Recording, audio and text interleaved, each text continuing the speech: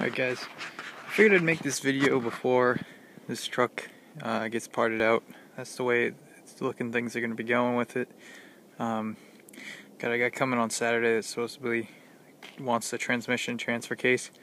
If that sells, I am going to part the truck. If it doesn't, I'll reevaluate, what I want to do with it. But the purpose of this video is to talk about the glow plug system in these trucks. It's pretty standard for most 6.2s, but the military ones are a little bit different because they have the 12 and 24 volt kind of hybrid system that they're running. All NATO vehicles and military vehicles require 24 volts. That's so you can easily jump or jump start a tank or something like that. So that's why they do that. And the way that they did it in this system is they used a bank of resistors to kind of bring that 24 voltage down to 12 volts. So the only thing that's really 24 volt in this truck is the starter. The charging system produces 24 volts to charge both batteries, but it's running on a two separate 12 volt 100 amp alternators. Contrary to popular belief, you'll read a lot of, for lack of a better word, lies on the internet. People just don't get this stuff and they just make shit up. It's really frustrating, especially when you're trying to fix a truck that you have. It'll drive you crazy. So, here you go. Here's your batteries wired in series, not parallel. And anyway, so let's talk about glow plugs. These use a little bit different system than what you typically find on a 6.2 civilian. It's the same motor. It's a J-code motor. Nothing special about the military ones. Again, they're not any tougher.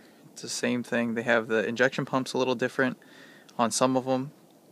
But aside from that, it's the same old J-code motor. And right there, in this picture here, you can see these two orange wires coming down. Those wires are going to your glow plugs. What those two heavy gauge wires do is they come down, then they split, and then they come off on 4 little green wires on that side, 4 little green wires on this side. The terminals on those green wires, which attach to your glow plugs, are smaller than on the civilian glow plugs. This is because these use the Wellman glow plugs instead of the AC Dalco units. So if you ever put like 60 Gs or Bosch Duraterms in here, you're gonna have to splice in new connections. Really not a big deal, pretty easy to do. But if you look on this right here, this is your glow plug relay. And the difference between a military and a civilian one is that your glow plug relay here is always live. So this wire right up top here is power coming directly off your 12 volts coming into it. You have your trigger wire right there, that blue one, and then on the bottom you have a wire going to your glow plugs. And the way that this solenoid works is kind of unique, something to pay attention to if you have to go buy a new one, is these are switched by grounding that terminal, not by applying the positive. So basically what you're doing is you're creating a ground, and that ground clicks the solenoid over, connecting the large red wire to the large orange wires, and thus sending the power down to your glow plugs, which lights them up, and then you'll have your glow plug effect starting your engine. I have a test light here. I could put it on that just to show you guys, but that post is always prime. So that kind of takes care of the underhood glow plug situation. You have 8 glow plugs, 4 on each bank, getting power from those 2 large orange wires. You have your red power wire coming in. And then over here, you're not going to be able to see it, but down underneath the fuel filter area in the engine block, there's a switch, and that's a glow plug inhibit switch. And what that switch does is it senses the temperature of your engine to tell your glow plugs how long to cycle.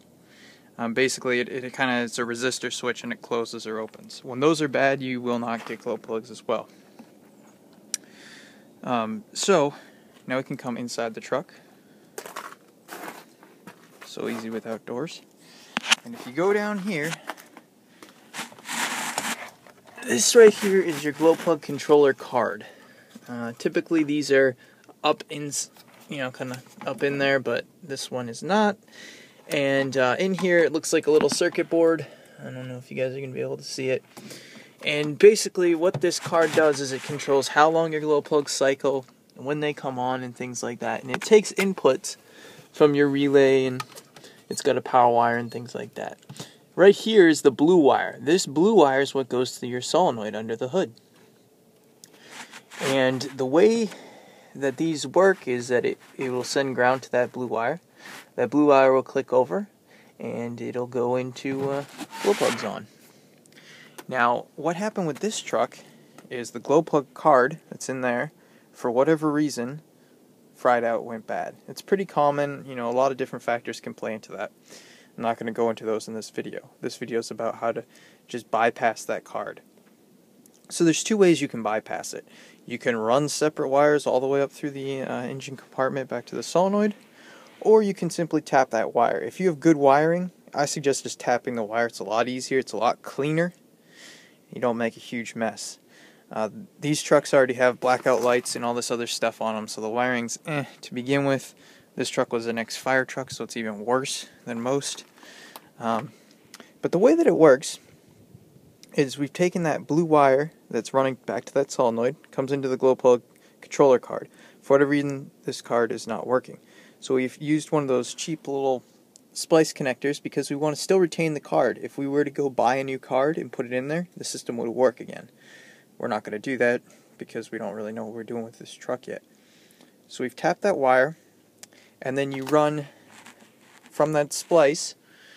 I'm running back to this push button switch, which I've put in where the cigarette lighter would go. Military trucks don't come with a 12-volt cigarette lighter, so perfect. Put a push button in there.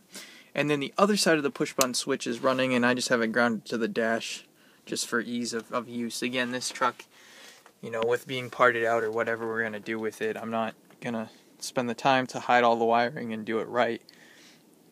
Or not to say wrong, but I would run a better ground. So now the way that this works, with the way I have it wired here,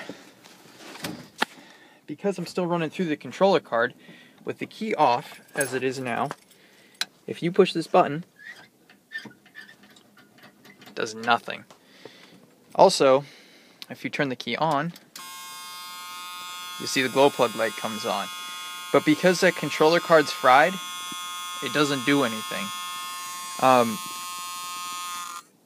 Right now you're supposed to hear the solenoid, and if I click the glow plug button in, you should hear it. I'm going to put you guys up near where I know where it is. Hear it? Here, let me try putting you guys right here.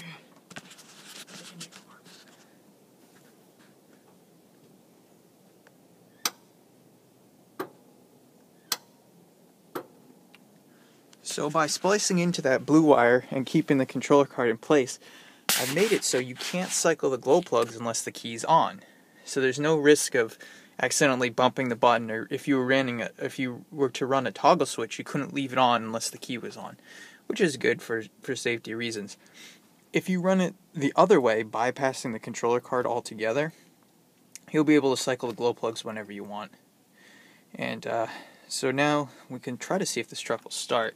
I usually have to cycle the glow plugs twice on it, only because it's 20 degrees Fahrenheit out right now, and I'm sure I got a couple bad glow plugs in it. But again, I'm not going to mess with those because I don't know what I'm doing with the truck. So you can see right now we got the glow plugs on. Just waiting and waiting. I'll do it again.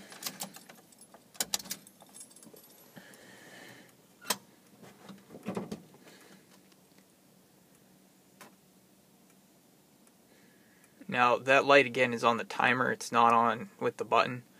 So just because the light goes out doesn't mean that they're off. I'm still holding the button in, heating these up.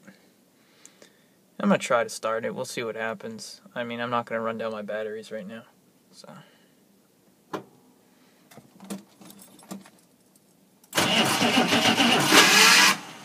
yeah, see, the batteries are low. You can hear that, it kind of sounds like a, I don't even know what, I guess kind of like a, it's got that like clicking noise to it. That's because it's too low a voltage. So I'm not going to hurt my starter messing with this right now. I don't need it running right now anyway. But if it were to have all 8 good glow plugs, I'm sure it would fire right off. If it's plugged in, it'll fire right off. It's just, with it being this temperature out, things are a little slow. So that right there is the 6.2 CUCV manual push button install. And I hope it helps you guys out. It's a lot simpler than people make it out to be, and it's really pretty easy. I would definitely suggest, if you have the time and you want to, trying to fix it, you know, putting in a new card and all that stuff, just so it's all on the key. But I kind of like to have the button anyway. It's a nice little backup, and it fits perfectly in that little area. I guess now we could try to start the Mercedes. Actually, the key's on that ring. Gonna be taking the car anyway, so it wouldn't be a bad idea to get her warmed up. Alright.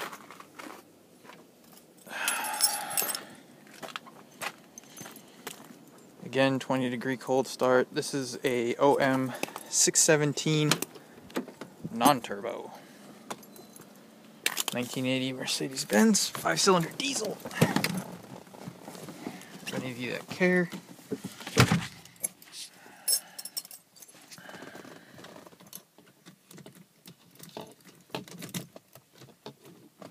So to start this car, just for the hell of it, because some people are interested, there's your glow plugs. They go out really quick, but the relay will go on for about 25 seconds. So just because the light's off doesn't mean that it's not still glowing the glow plugs. A lot of people don't understand that. So when it's really cold, I like to leave it on, let it go through its full glow plug cycle. You don't need to. It should start right up. And then over here, kind of cool to Mercedes, they have this button, this knob, and you can turn it. And what you do is you depress the accelerator pedal, and then you turn it counterclockwise. It'll actually pulls on your throttle linkage, and will raise your RPM up. This is so you can start it and walk away. You don't have to kind of keep your foot in the throttle to keep it running. So we'll give this thing a crank. Simple as that. It's running. And as you can see, I got the idle up. I'll bring that switch down. Maybe you guys can hear it.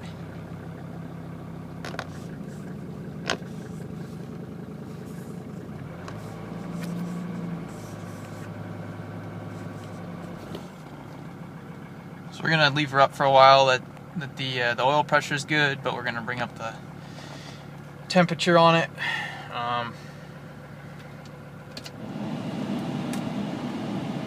Turn on some accessories.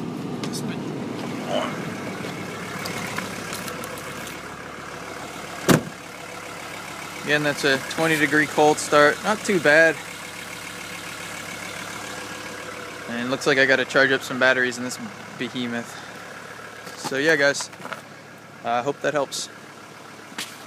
Take it easy.